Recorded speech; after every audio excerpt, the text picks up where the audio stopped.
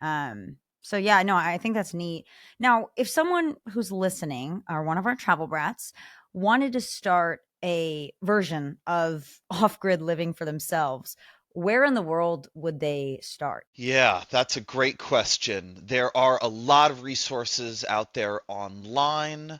There is a Crime Think Publications, comes from I forget the name of the book now. I can't think of it. Funny. Big Brother. Anyway, there's a lot of resources out there in Facebook groups as well as other podcasts. There are some in communities like IC, which stands for Intentional Community.org.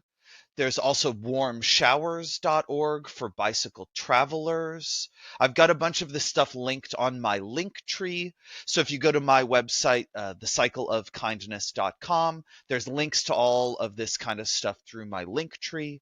There is a really great set of resources through Couchsurfing.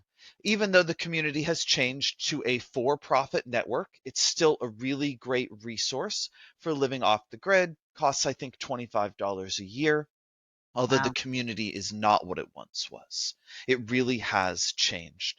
There's also hospitalityclub.org, which I think is just that spelled out as a website, which is about a 2 million community member strong. That's primary central location is Western Europe, but does have international roots. There's also quite a bit on Reddit where people are connecting in this way. And like you said, it's true that we do live in this individualized culture.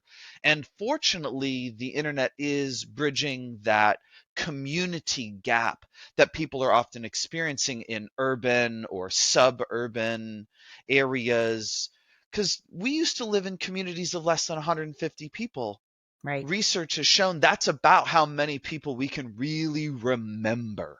Mm-hmm. And so when we've got these massive communities, I mean, even the school that my daughter goes to is 1,500 people.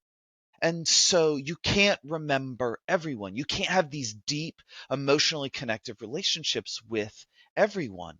And Right. so there are ways other than just my book or Off the Map or other off the grid style books that you can find through Crime Think publications.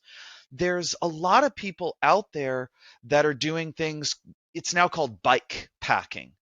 We called it bicycle touring at the time, but people wanted to get away from the idea or concept of tourism Mm, because you're really living within these different areas. Like you mentioned, it's a much deeper or richer way of experiencing the culture as you go along.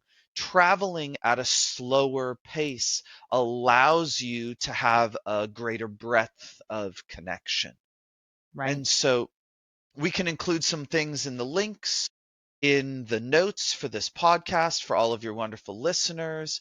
And I really want to encourage everybody who is listening, get out there, try something different.